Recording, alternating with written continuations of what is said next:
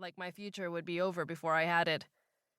Then, suddenly, I felt that I stood in the doorway of a crowded, noisy room, picking up the sound of a whisper no one else seemed to hear. I never had a pet of any kind. I never knew a dog well enough to be friends with, but I couldn't look away from that box. What was the empty space for? Groomer? Breeder? Technician, like in a vet's office? It was trainer. Trainer. I had never in my life trained anyone or anything, not even a plant. I tried it out. Hi, I'm Evie. I'm becoming a trainer. Something was so physical about it, so real. A smile. No, not that kind of trainer. Not like what you do in a gym. And that was how it started. 3. It was late when I arrived. The village was deep in snow. The mountain was hidden in misty darkness, without a glimmer of light to show that the sanctuary was there. But I knew from their website what it was like. A sprawling, rugged, stone and wood lodge built 100 years ago as a ski resort. In one small photo, my favorite, a flagpole in the front yard had a dark square banner bearing the sanctuary's logo, an outline in white of a lightly spotted dog. The drawing was roughly done, and the dog was tilted upward, head high, front paw lifted, like he was walking around in just air. The inn at the foot of the mountain was beaming out lights. It had the frame of a chalet, 2 stories high and dark brown wooden. Stacks of firewood ran along the front, and to the side I saw a chain-link enclosure, icy and brushed with snow, about 5 feet high. The space inside was large enough for a toddler's playground. That's what I thought it was. I went inside. Welcoming me was a wood stove, huge and black, churning out heat I could almost see in waves.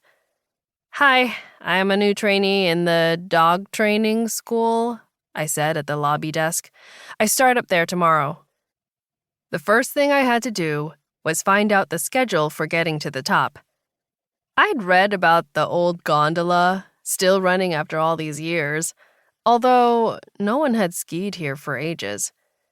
I was excited about the ride, being up in the air. For the last 10 hours, I'd been stuck on things that kept moving too slowly.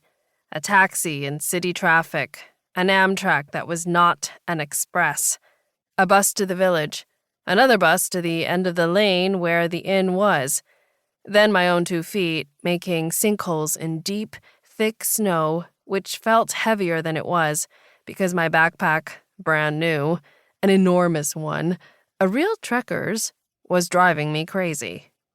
It felt light when I put it on my shoulders that morning. I'd sent most of my clothes ahead, care of the sanctuary, so I'd have room for all my new books, which I needed to keep secret. They were paperbacks, but still, I had to drag the pack the last few yards in the lane, drag it up the steps of the inn, drag it inside, trailing snow. Now it was sitting at my feet, maybe as a dog would, silent and well-behaved, indifferent to the snow that was melting and sliding off onto an old, worn carpet. Absurdly, I'd imagined some service. Getting off the bus, I had worried that my hands would be too stiff with cold to finger out a tip for whoever relieved me of that weight. "There hasn't been a gondola for years. It collapsed. They'll come get you."